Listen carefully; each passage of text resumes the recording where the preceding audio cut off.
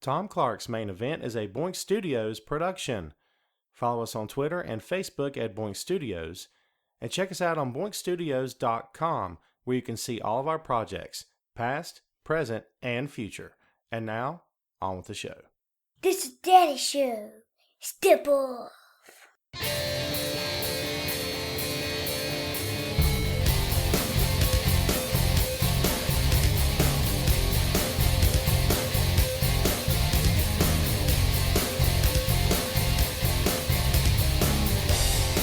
Hey, what is up?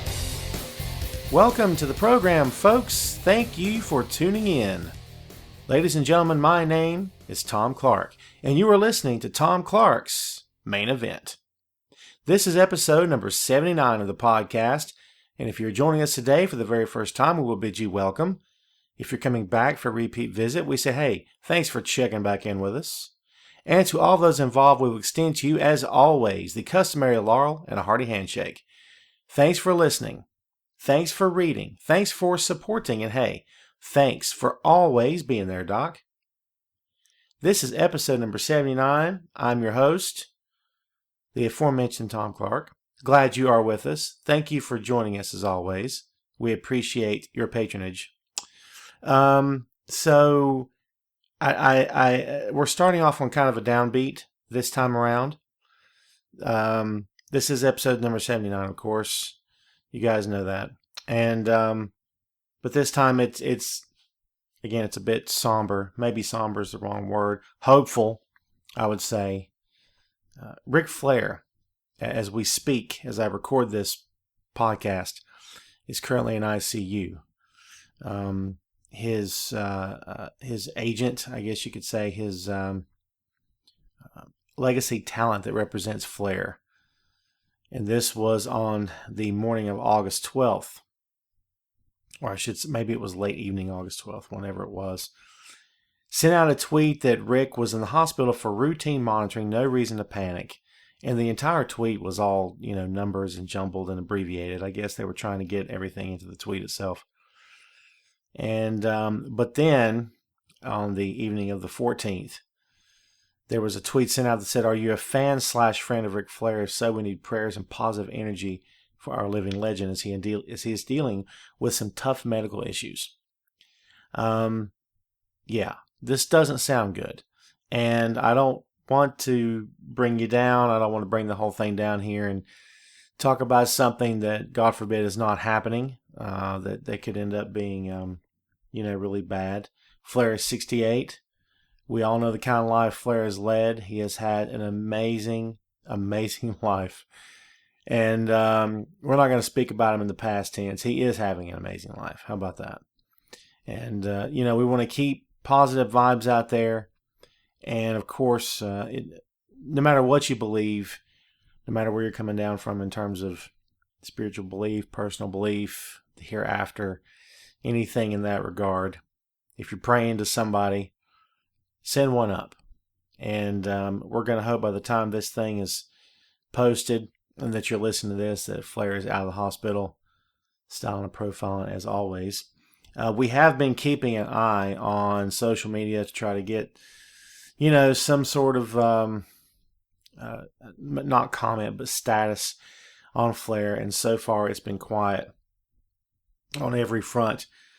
Charlotte's social media has been fairly quiet. Nothing been said. Nothing's been happening. And so that's really all you got. Unless you know Flair personally, unless you go running to the dirt sheets to try to get some info, that kind of thing. I mean, if that's what you want to do, that's fine. But just remember that 9 times out of 10, what you read on the dirt sheets is dirt and nothing more. I think we're all very aware of that. All right. So, make your own decision on that. But again, keep a solid head about you, and keep this guy in your thoughts. If you're a wrestling fan, if you've been a wrestling fan through any extent of time, through any length of time in your life, I don't care if it's 10 minutes or if it's 20 years, then you respect Ric Flair. I've never met a wrestling fan that didn't respect Ric Flair. I've met guys that didn't care for him for whatever reason, but as far as respect level goes, everyone respects Flair. because, best in the game by far. Best wrestler of all time. And that I say that with all due respect to Shawn Michaels and anyone else that comes down the pipe. But, for my money, best wrestler of all time. The GOAT. It's him. It's Ric Flair by far. And you guys know me. I grew up a Jim Crockett fan.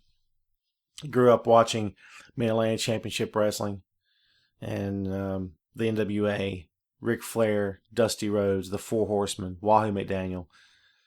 And just the best time in the industry, bar none. People talk about the Attitude Era. We've debated that here on the program. I've debated with other writers before about, personal feelings of the Attitude Era versus the Territory days. And to me, the Territory days are by far the best era in the history of the business. I mean, just the most over talent, packing houses all over the country, insane amounts of money being made by the guys during that time, especially for the time. And the best wrestling, period, my estimation. And that's what I'm sticking with. I'll always stick to it. I'm still a fan. 30 plus years of watching this stuff, and I still can't find anything that measures up to the Territory days. Attitude Era was fun. Can't deny it. I had fun watching it, but it had its downs. It had its ups and downs for sure. And we've chronicled a lot of that on the show here as well. But when you think of the Territory era, Territory days, I guess you could say, of the business, then Flair's the first name that's got to jump to mind by far. I mean, just greatest world champion in the history of the business. We could go on and on. But again, don't talk about the guy in the past tense. My apologies if it came off that way. We're wishing Flair all the best. And again, get out of that hospital as soon as you can, man. Get back on your feet. We here at Boink Studios, we here at the show, we wish you well. So, yeah, other stuff about that I can't really say right now, but hopefully I'll get to in time. So, again, all the best. Keep your chin up, Nate. Okay, so let's go ahead and get into this. If you saw the title of the show, and I'm sure you did, the title of this week's program, or this episode, I should say, is Ric Flair, Ronda Rousey, and the G1. And I've already spoke at length about the G1. You guys know that. I'm still in my quest to catch up on the G1. As we speak, as we record this right now, I am up to, is it August 11th, I think? Yeah, so I'm 3 days behind, but I'm making an effort to catch up. I've made some pretty good progress. I've been putting everything aside late at night to catch up. I usually just bring it up on my iPad and watch it there. But some great matches so far, man. We'll get into that a little bit later. Let's get to the hot button topic of the day, shall we? Ronda Rousey, former UFC bantamweight champion, I believe. She is heavily rumored to be coming to WWE. Now, yours truly sort of stepped outside his comfort zone and on August 13th published predicting if Ronda Rousey will be a full-time WWE star or the next Brock Lesnar. You can find this on Bleacher Report, of course. Go check it out. Give me some hits. Give me some feedback if you want to. Cool with me. This idea was pitched to me by my editor, and I was all for it, man. And it was, again, outside my comfort zone because I don't typically write about MMA. I have in the past. I wrote about Batista's fight, and I wrote about Lesnar, I think, when he went back to the Octagon. But, dude, you could fill a tractor trailer with what I know about MMA. How's that work? You fill a thimble with what I know about MMA. How about that? It's late, baby. What can I tell you? Fill a thimble with what I know about MMA. I get it. I understand it, but I can't sit there and dissect a fight. I can't. I can't tell you what's happening. I can tell you, oh, he's hitting him in the face, but I don't know. I don't know strategy. I don't know what hold this comes from. What discipline this kick comes from. I don't have any idea. So yeah, that's all sort of out of my wheelhouse. But I'll touch on it sometimes and sort of get my opinions out there. But that's really the most of it. I've been asked several times in the past by different websites, hey, Tom, you do the wrestling. Would you like to, hey, look out, do the MMA? Hey. I'm like, yeah, I'm not your guy, man. And it's not because I have any hate for the sport. I don't. But I have an 8-year-old at home, and I have a really hard time letting him watch MMA. So as a result of that, he doesn't watch UFC. I'll let him watch WWE. I'll let him watch New Japan. And, in my opinion, the way I look at that is I have an easier time explaining to him about WWE, that the guys and gals are protecting each other because it's all about getting to the next town the next night. But the guys in MMA are trying to, bash each other into submission. And I can't have him thinking that's okay. Do you know what I'm saying? One day when he's older, he can handle it and he becomes a fan. Maybe we'll start watching together. Who knows? But right now, 8-year-old, yeah, no. As I've said before on the program, my ultimate goal as a father is to ensure that one day my son doesn't climb the water tower with a sniper rifle. That's my ultimate goal. And if I can check that off my bucket list, then I'll have called it a good career and a good day as being a father on this planet. So, yeah. Of course, we want the boy to have an education, make a lot of money, maybe buy his dad that 66 Mustang he's been wanting for years. All that's really, it's on the front burner, honestly. But the most pressing issue when it comes to my kid is making sure he grows up not messed up. How about that? So, yeah. So MMA is not happening. But, again, this was sort of, out of the norm for me to write about. But I got to tell you something. I enjoyed writing this column. This was one that took a while for a little bit of research, a little bit of searching for video and quotes and this, that, and the other. But man, I dug this hardcore, and I didn't know I was going to get this much fun out of it. And 2/3 of the way into it, actually 1/3 of the way into it, I'm sitting here going, dude, this was such a good topic. Oh my God, I'm so happy with this. Oh my God, I'm so happy with this. So it's getting some hits. It's not blowing the world up or anything. So, once the topic gets talked about and passed around for a few days, I would say after day 5 or so, it gets to be a little bit of old hat. So maybe I hit it just a little bit too late, but I did put forth my best effort. So hopefully you'll dig it. Let me know. Give a few minutes. Go read this sucker and give me some feedback, man. It's appreciated. I will tip my hat to you as always here on the program. So that'd be cool of you. So let's talk about what's going on. Unless you've lived under a rock for the past couple, 2 or 3 weeks, I would say, then you know about the Mae Young Classic that WWE is doing or has done. I think it's already over, I believe. It's kind of an odd thing because when they did the 205 Live, the Cruiserweight tournament that became the show 205 Live on WWE Network, it was a live event. It was something you could tune into. I think it was 3 nights. Was it 2 or 3 nights? 3 nights, I think it was. It was fun. It was exciting. It was cool to watch. See new faces. See some faces maybe you hadn't seen in several years. And it was a cool deal. The Mae Young Classic, however, has been taped. So you're getting reports online. You're getting photos. You're getting bios. The women in the tournament have been tweeting and on social media and being interviewed by WWE.com and that kind of thing. And that's fine. But to me, it's sort of taking it down a step to what it could have been had it been done live. Now, Jim Ross made a good... because he's doing the commentary with Lita, right? And he made a good point recently on his podcast where he said, there's a lot of production that goes into this. So you can't really do all that. You're adding in interviews and production and talking to the girls backstage and before the matches and after the matches, this, that, and the other.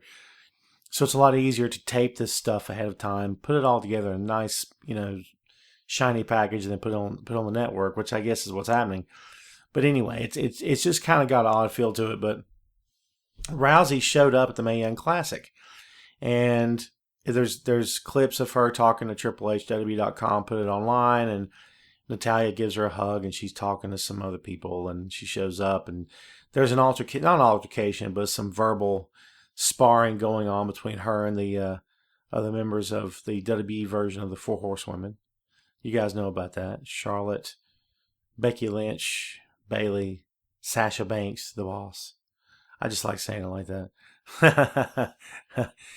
But, it's show business, man. That's what it is, and that's cool. And if there's anybody that could come in from the outside and make an immediate impact in WWE, you would have to believe it's Ronda Rousey. Now, again, going back to the thimble comment, what I said before, I know as much about Rousey as any, casual fan would know.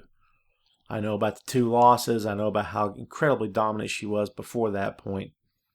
And I know about the fact that she's disappeared since then and hasn't been seen or heard from all that often. But I also know that she's been a pro wrestling fan her entire life, WWE fan. And so if there's a great time for her to actually get involved, it's probably going to be now. So she shows up at the Mae Young Classic, and immediately word gets out about it. The clip gets online. They're talking about it on the website.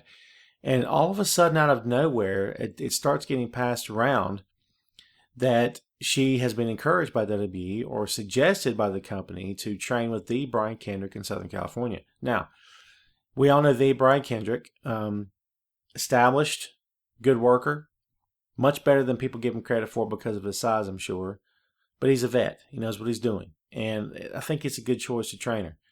I mean, you want to look at that if you want to, and you could say, well, why isn't she being trained by Angle or I don't know, even Regal maybe, or, somebody, that doesn't really make a difference in my opinion. I mean, we all know about when Rock was getting ready for his match with Cena. Was it the first match with Cena or the second? He was working out with Curtis Axel. If a guy can work, he can work. That's all that matters. Kendrick can work, okay?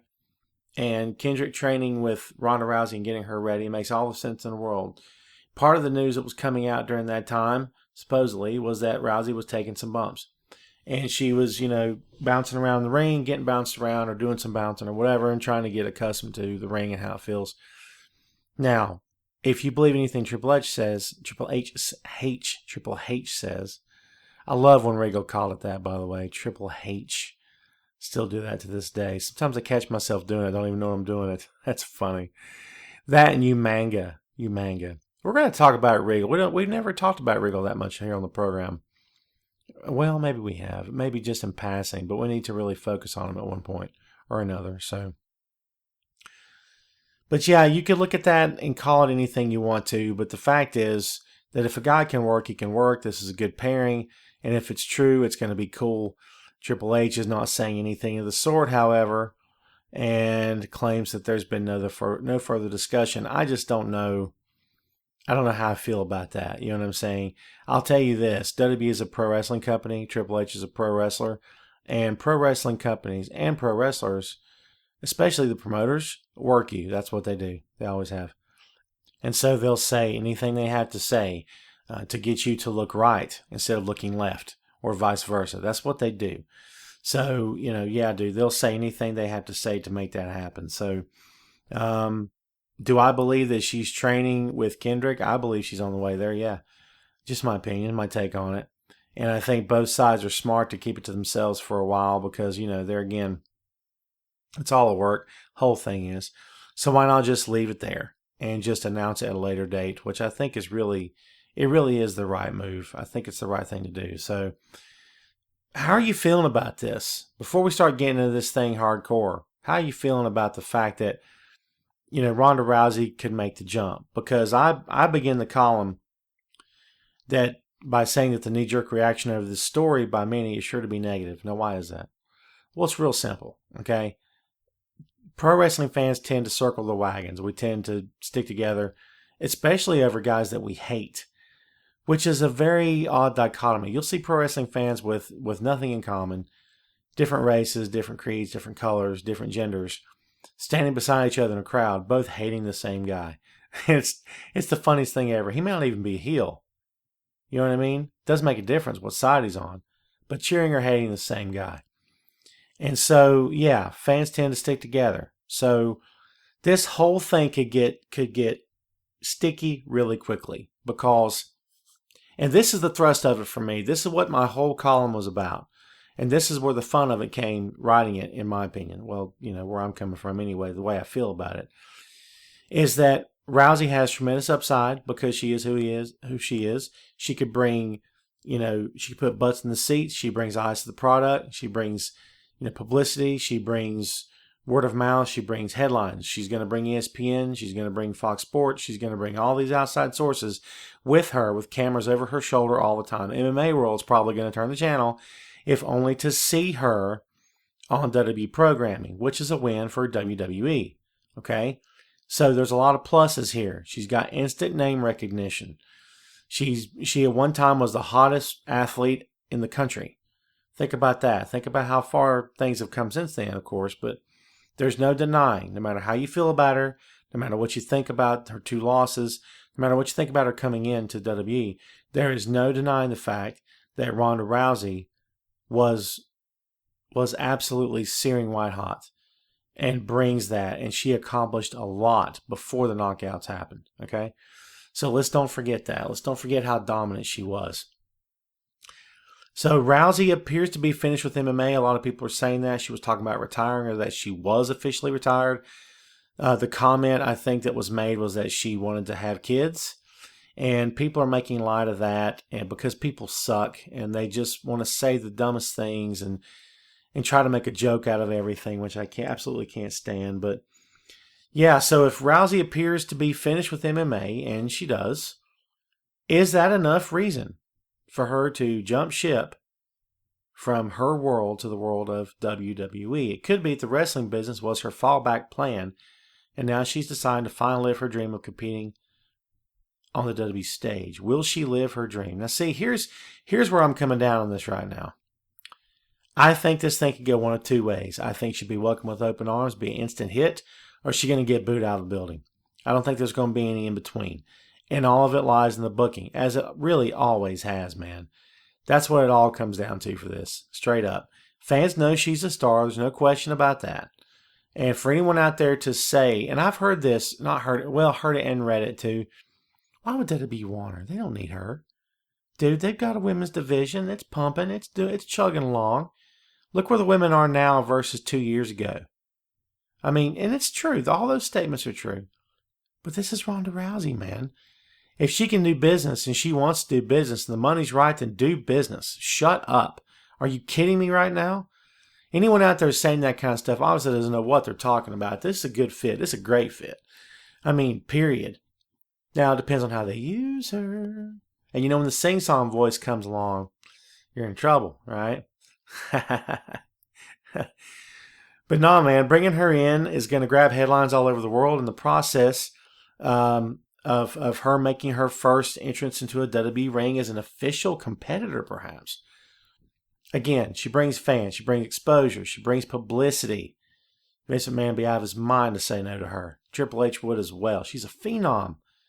And of all the top stars from outside the business, she is the one who could easily have the most successful transition. We've heard about and talked about before the fact that Kurt Angle was perhaps the single most natural athlete to ever come in from outside the business and make an immediate impact in WWE. He took the business by storm, took the industry by storm, ruled it like a king, because how many men or women can actually come in and say that quickly they can make that kind of impact, they can adapt that easily to the business? Angle was a natural. He always was. Long before he got there, long after he climbed the ladder of success in that company and in TNA, Kurt Angle was a natural. Will the same be said of Rousey? Now, I want you to think about this. We've talked about this before. You know, I'm a big fan of women's wrestling. I'm very proud of these ladies, what they've accomplished in WWE. They were basically, the door was open for them, and they walked right through it. The same thing that happens for any good man in that company that deserves a shot. The door was open. She walks right in. That's what they did. And they did it with such style and such grace. And they deserve all due respect. Sasha, Charlotte, Becky, Bayley, Alexa Bliss, which I consider to be, you know, phase 2 of the women's revolution. Phase 2 would be Nia Jax and Alexa Bliss. Tamina, I guess you could consider phase 1 perhaps. Although I still to this day believe that Tamina has not been used anywhere near to her potential and that kind of stuff. You know, I think she's so natural of a heel. She could get some amazing heat. She's the tough guy of that division. I'm going to tell you right now, they keep wanting to do something with Nia Jax, and I get it. I get that. But then they put up the pics on your TV screen of the next match, this one versus this one, you know, the graphic, and she's smiling, and she's got makeup, and her photos are airbrushed on WWE.com, and I'm sitting there going, what? I thought she was tough. Isn't she like a bad guy? You know what I'm saying? She's a mountain. She's a hoss. She's okay. She's smiling. She's happy to have her job. What are we doing here? It's the same problem that Beth Phoenix fell into. Beth Phoenix and I'm going to rant for a second. Just hang on. The they dropped the ball with Beth Phoenix. Period. Period, man. Absolutely. She was the anti-diva. She was the one, and she made it look and sound a whole lot better than Paige ever did. But she was the anti-diva. She broke the mold. She was the one that said, I'm Trish Stratus, except I can bench 100, 150, 200 pounds. I'm so much better than that. Do you know what I'm saying? That's what she was. And, you know, anti-diva, the old school type of athlete, the worker, the hoss, got strength, got agility, got grace, got beauty. What'd they do? They put her in photo shoots. Excuse me? They put her in photo shoots? Again, every time WWE ends up with what they want you to believe, what they want to book as a strong and powerful woman, they end up taking said woman and they make her into a role, or not a role model, but a fashion runway model. That's what they do. And every time it happens, I just shake my head. I'm like, I don't understand that. I don't get that at all. But yeah, man, so is women's wrestling and WWE doing pretty good? I'd say so. Why not just leave it alone? Right? But of everything those women have accomplished, all the aforementioned women that we just talked about, and you got to throw AJ in there at some point as well, just to be fair, okay? But especially in the last 2 years, the amount of ground these women have covered, and they've come a long way, right? You cannot deny the impact that Ronda Rousey had on that company, and she's never even performed in a WWE ring. How about that? Ronda Rousey made an impact in that company and never wrestled in a WWE ring, not yet anyway, because Ronda Rousey brought something. None of the women there could, Charlotte included. Rousey was the one who popularized the whole idea of the strong and capable female fighter, a woman who was tough as nails and could dominate her opponents. Rousey's gimmick was not centered on her physical appearance or runway glitz. It was based on her as a credible, competent athlete. Now, you try taking that notion and plugging it into the WWE women's division at that time, it seemed like a foreign concept. Trish and Lita were respected, no doubt, but Rousey took it to a much different level. WWE incorporated those ideas into the women's revolution. The whole idea of Ronda Rousey was used as a blueprint, in my estimation, to begin the women's revolution. The female superstars have been killing it in main event matches since that time. I mean, tell me I'm wrong. Tell me I'm wrong. And it's just the amount of work that she did outside that company to affect that company is insane. And just as with anything else in the business, you go with what's popular at the time. Whatever's happening in the world, you try to bring that into the company because that's what fans are paying attention to. Your average pro wrestling fan is not just a fan of just pro wrestling. He or she's probably watching the news. He or she's probably watching TV. He or she probably reads a book. He or she probably reads a newspaper if they can find one. Little slam against the print media. I don't even care. But he or she's connected, you would hope, right? Well, what else is going on in the world besides pro wrestling? How about people that are maybe not strong fans, but they are connected to the outside world? You bring some of the outside world into the business. They've done it for years. You know, Russians versus the Americans, the Middle Eastern guys versus the Americans. We're seeing some of that now. You know what I'm saying? So, the modern day Maharaja, right? WWE champion, baby. It works. Canada versus the United States. So, yeah, man, hairstyles, music styles, pop music influences, cultural influence, pop culture, everywhere to be seen. That's been used in the business since the beginning of the thing, okay? It works. It gets over. People can identify with it. They can relate to it. They can respect it. They see it. They recognize it. It's familiar to them. And it makes them put two and two together. And they keep coming back for more. So it only makes sense. So here you've got Ronda Rousey when she was undefeated in UFC, absolutely killing it. And making a name for the sport, putting the sport on more TVs, I would say, than it had been on in a long time. My belief. Don't know if it's true or not, but I would have to say it probably is true, right? And giving women in combat sports and athletic competition a whole new degree of respect. And she did that. There was others around her that did it too.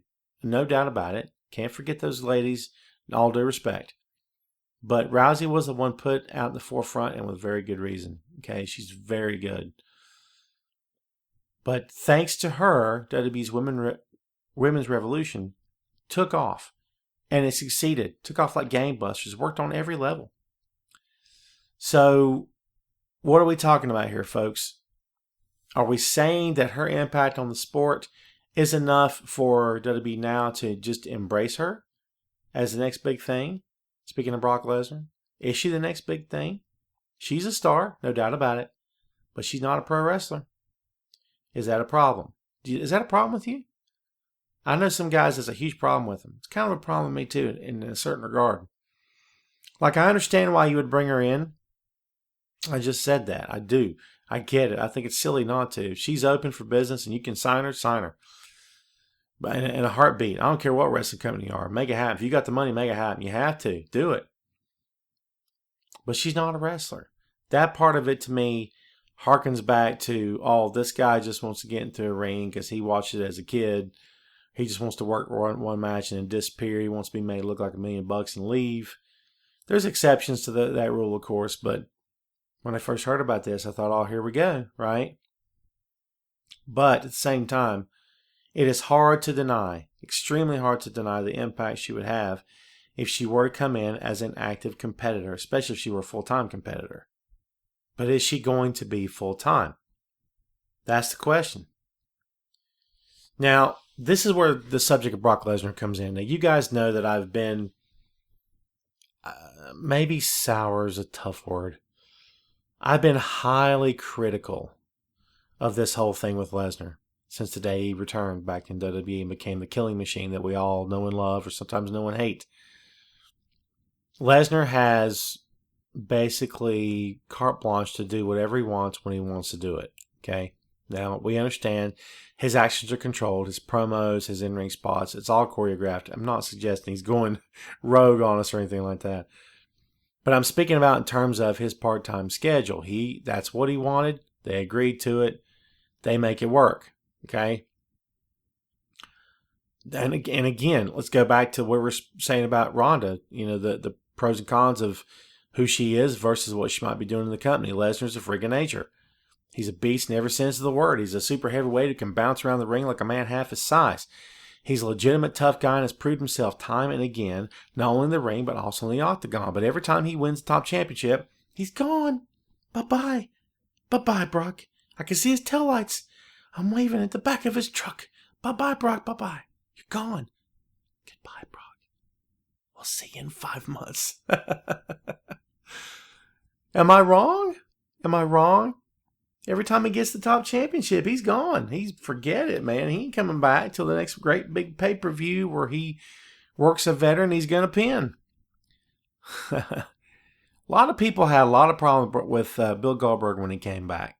Well, Goldberg's been out for a long time. This is ridiculous. What was it, 12 years, 13 years since he's competed in a WWE ring? Screw this. I don't want it. This is nonsense. This is dumb. Brock looks dumb. He's making Brock look dumb. This is stupid. Remember those guys? This is stupid.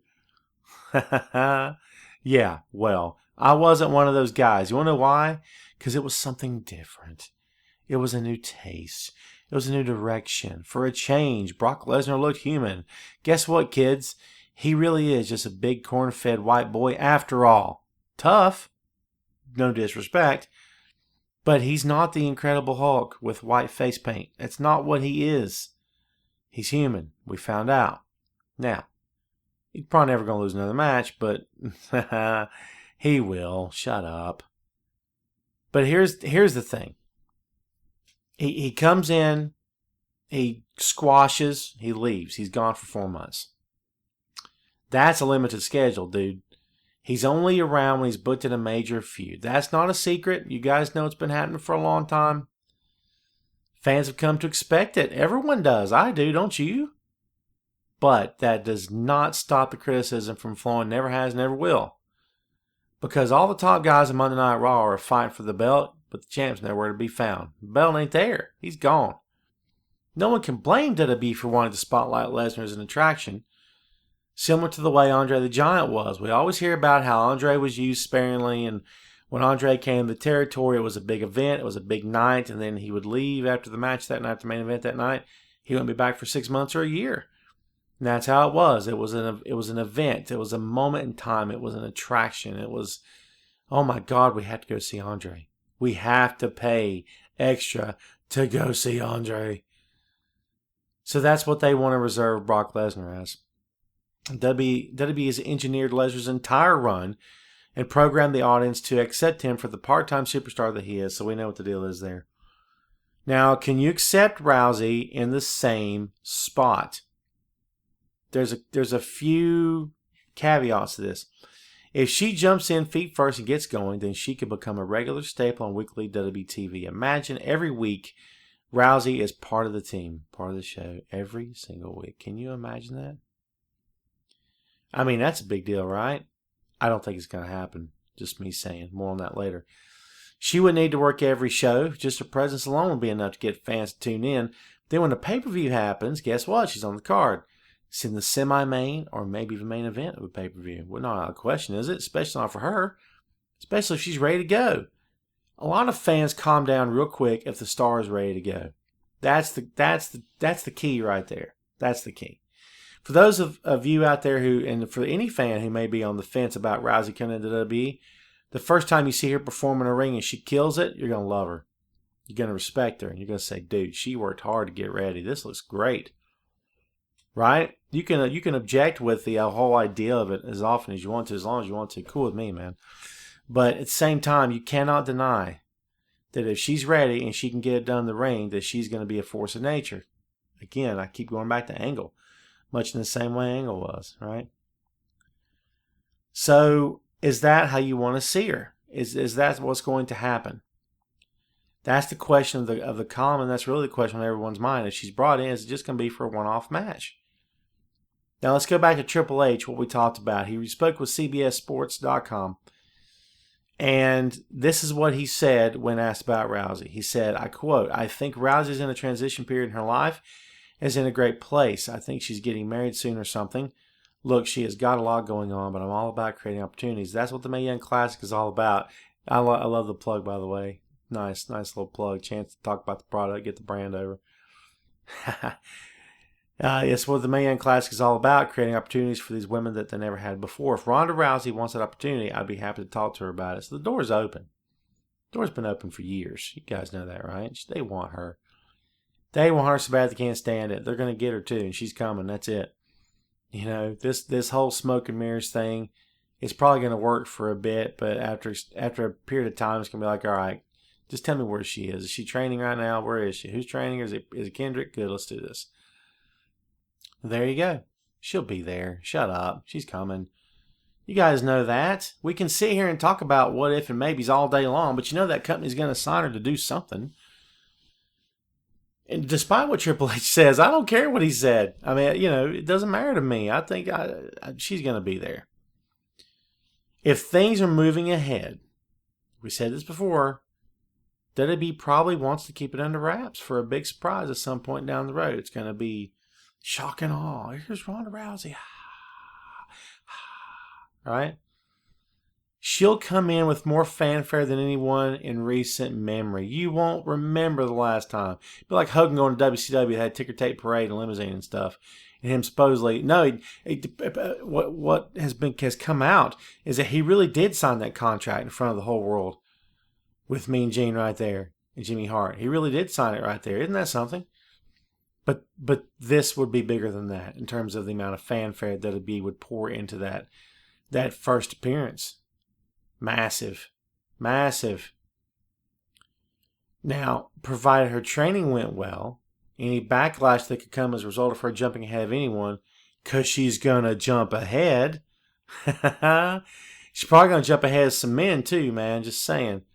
But any backlash that might come from that's going to be diminished based upon her ability. If she's ready, she's ready. That's it. Women's division would benefit from her inclusion, and fans would see that she's serious about making it work. However, again, another caveat, man, another but here. However, if she's part-time, all bets are off. Coming in and dominating established stars like Banks, like Bailey, like Bliss, like Lynch would ultimately not bode well for her. It's not a popularity contest, but fans know who they like and who they respect. Rousey would be the outsider in the equation and could struggle through a run of similar to that of Reigns.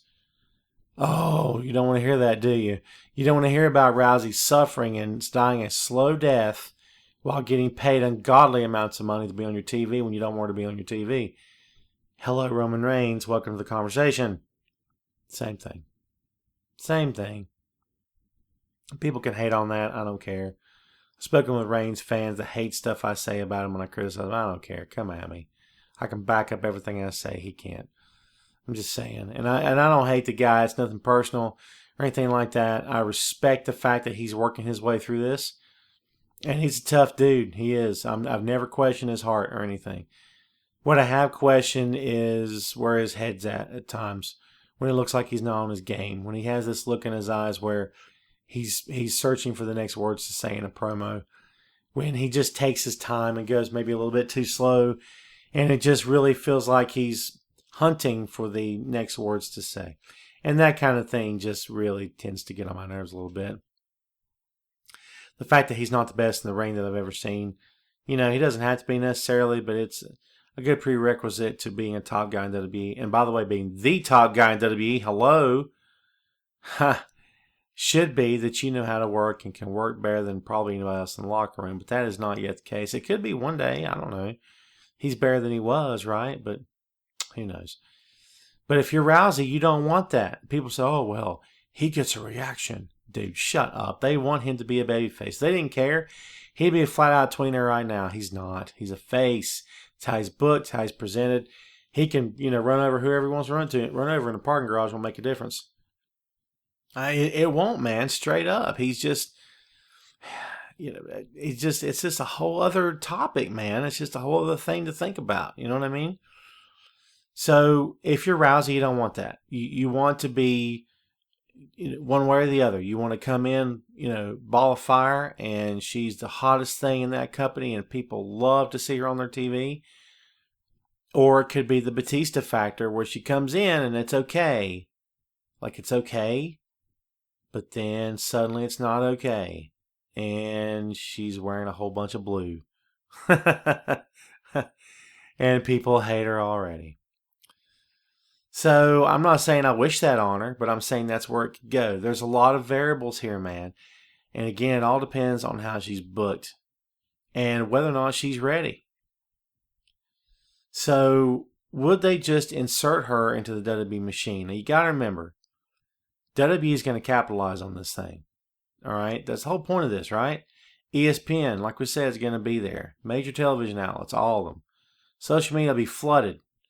The news will bombard the headlines. WWE will get more mainstream coverage than it has in a while, probably since WrestleMania. Maybe more, who knows?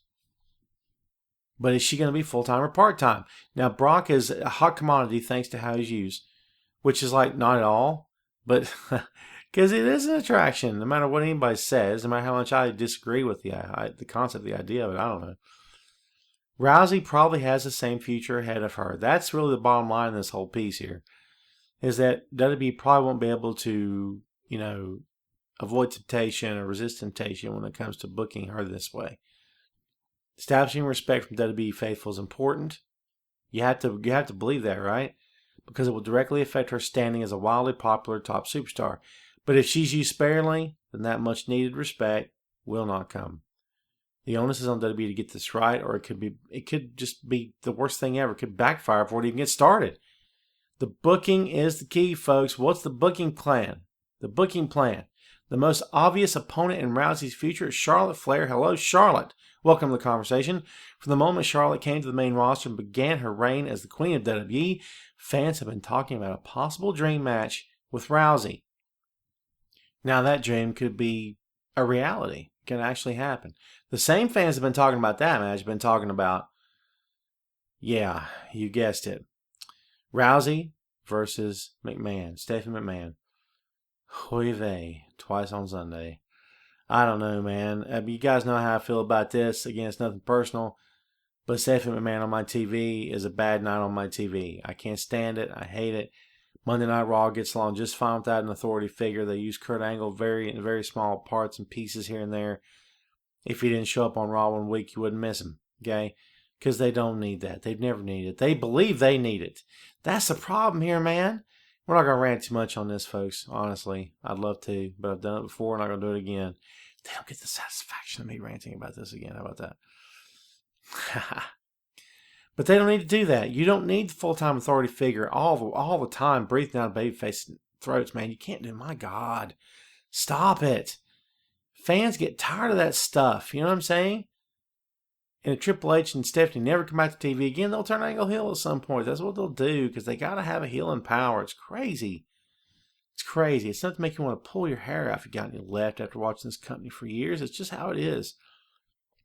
But it's nonsense. I don't want Stephanie McMahon back on my TV, but I'll tell you this.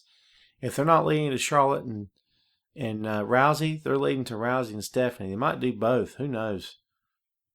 But is Rousey versus McMahon at WrestleMania 34 a real thing, a possibility? Is it the ultimate destination? If so, then Rousey's going to be gone the moment the final bell rings, and that stuff's over. She's done. She's going to go back home and start having kids. I'm just saying, if that happens, it's going to be the Lesnar thing all over again. Could turn to a Goldberg situation. I don't know. If you want to know however Goldberg is, let's see the kind of response he gets next time he comes in, because he's coming back. Mark my words on that one. WWE has a chance to make some serious waves with Rousey as a new superstar. We can all agree on that. If her training goes well, she's natural, she adapts the business like we all think she's going to, like I think she's going to, she's going to fit right in. But if she's just another talent on the roster, then the company would likely see that as a waste of time. But if she's serious and wants to make this her new career, she will obviously want to be there. Maybe her stature depends on just how much she wants it herself. She'll become the next big thing, but WWE will likely keep her to a limited schedule. It's worked for Lesnar in many respects, though it's not necessarily been a guaranteed hit every time. Rousey is indeed special, and that's how WWE will see her as well. So yeah, I see her getting the part-time booking. That was a long podcast just to tell you that, wasn't it? Oh man, that's good stuff. That's fun stuff. Yeah, dude. This story's still developing. Keep your eyes open. Keep your ear to the ground. And keep paying attention because you're going to see her in WWE ring. It's going to happen. I have no doubt in my mind. We'll see when it happens, though. But yeah, I think at the end of the day, it's got to happen. I just don't see how it couldn't. She wants to be there. They want her there. Make it happen. Sign the deal. Let's get going. And chances are they already have. My opinion. What I think. Yep, I think so. But there you have it, man. The Ronda Rousey segment of the show. Again, developing story as we go here. I'm proud of this column. Check it out if you will. That would be very cool of you. So the third act of this episode, the G1. How are you doing in the G1? I told you before, man, I am currently 3 days out from having caught up on the G1 tournament, and I'm glad because it's I can't say that I well, how about this? I don't know that I want to catch up at the moment. I kind of like being a few days out, so I got some stuff to look forward to watch down the road. You know what I mean? Like tomorrow and the day after and the day after that. But yeah, I'm up to August 11th, which is taking place at Sumo Hall. It's the A Block Finals. I'm going to give you a quick list of the matches. You've probably already seen these if you're a New Japan fan. Tanahashi versus Naito. Kota Ibushi versus Hiroki Goto. Tomohiro Ishii versus Zack Sabre Jr. Bad Luck Fale versus Yuji Nagata. Makabe versus Yoshihashi. Those are the matches listed for August 11th. There's been a lot more, though. They added some more matches in there. They had all the Bullet Club in there. That was fun. Yeah, so, again, trying to catch up. Trying to get to the point where I'm even Steven on this. I enjoy the G1. Man, you really need to take like 2 months vacation from work in order to watch all the G1 and appreciate it as it happens. I've yet to watch it live. It's always on the app, but it's been fun so far. I have slowly but surely become a massive New Japan fan. And like we said on the past 2 programs, there's things about that company I don't really care for too often much. Minoru Suzuki being one of them. If you don't know who I'm talking about, Google him. He doesn't sell, refuses to sell. It's a part of his character. I don't give a crap. You're in a pro wrestling business. You got to make it look good. Every time you don't sell, you weaken the business and you expose it. And I don't appreciate that. Shut up and stop.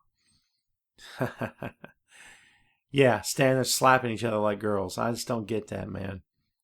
He worked Okada on the August 8th edition. He worked Okada, New Japan champion, and this guy nearly ran right over Okada. I've seen him do it before in a smaller event.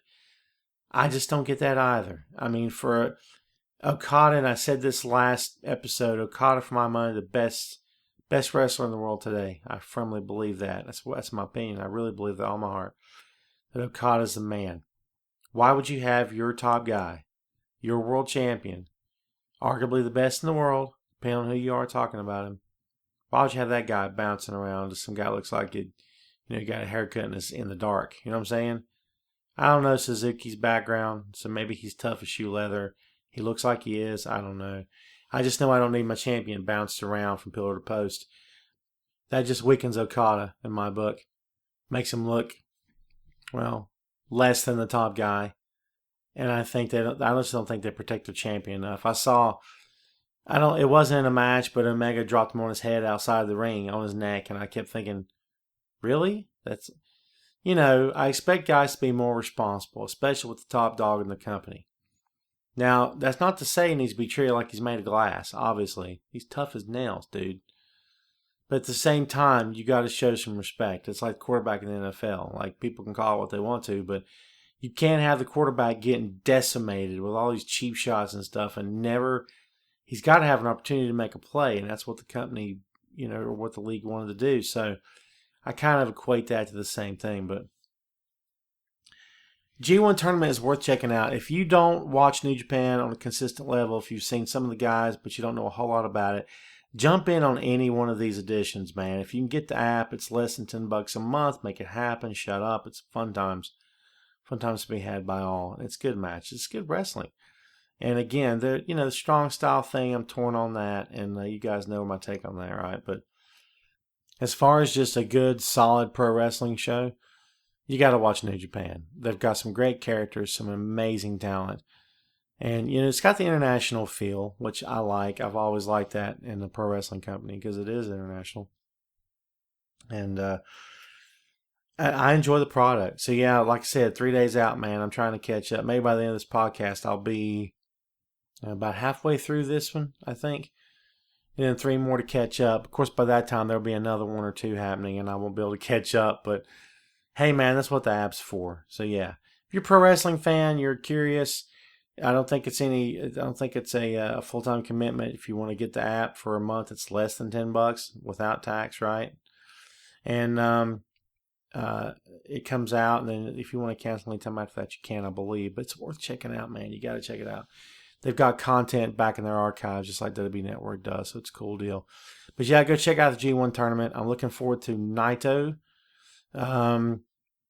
getting up in the ranks.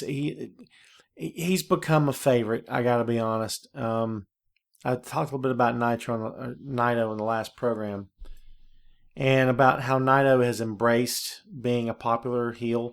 And, I guess you could fight it or not fight it, whatever. The popular heels in that company, they really do embrace it. And you could hate Bullet Club and Young Bucks, and I don't really care for Young Bucks, to be honest with you, too much. And I don't say that as sort of an arbitrary statement. I mean, I've studied the work, I've watched them in the ring, and I'm not down with it. It's not my thing, you know what I mean? I mean, the whole super kick party thing, not my deal, not my thing. It's just not. I just don't care for that at all. And I think they've been allowed a lot of free reign when maybe they should have been reeled back in. So, hey, man, like I told you before, dude, I've got issues with the company, just like I do with every pro wrestling company, and it's never personal. It's just my take on how the business should be portrayed, how it should be featured, and there's moments in that company where I feel like it's just kind of all thrown out the window in favor of selling some T-shirts, and that kind of thing just gets on my nerves. But it is a highly entertaining product, okay, in the midst of all that, so go check it out. Some great talent in that company.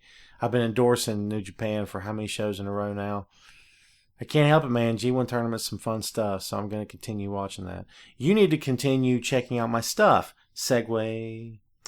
Right? You need to continue checking out my stuff. Remember, everything you need to know about Tom Clark Online is at boinkstudios.com. You're going to find our sister podcast, Tom Clark's 30-Minute Fun Show. Tom and Kyle's Comedy Action Hour. You're going to find links to my work on Bleacher Report, Camel Clutch Blog, Sportskeeda. You're going to find original content there on the website. Dude, we cover everything from pro wrestling to comic books to movies to TV to music. We try to get the whole spectrum.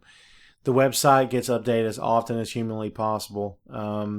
Life beckons, of course, and that kind of thing. So check back as often as you can for updates. You'll always find links to the shows on there.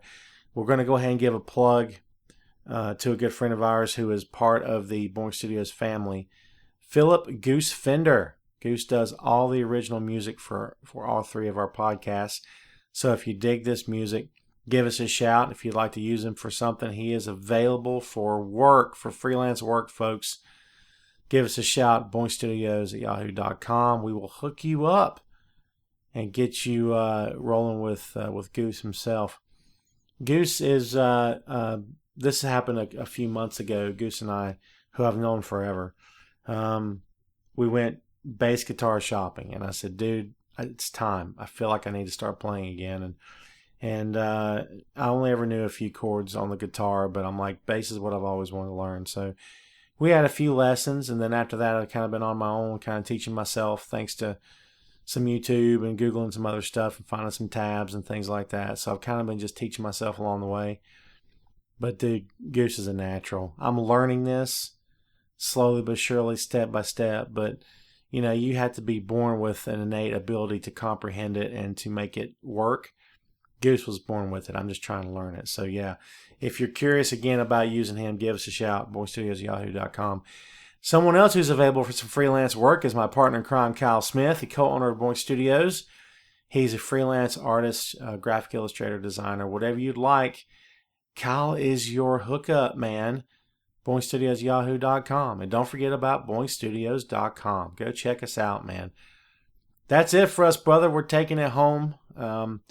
Last word of the podcast was the first word of the podcast. Keep the Nature Boy in your prayers and in your thoughts. Send out your well wishes for a speedy recovery. Next time we talk to each other here, we're going to have good news to report to you, and I feel that. So, like we said before, Nate, keep your chin up. Keep fighting, man. That's what you're best at. Keep fighting. Keep fighting.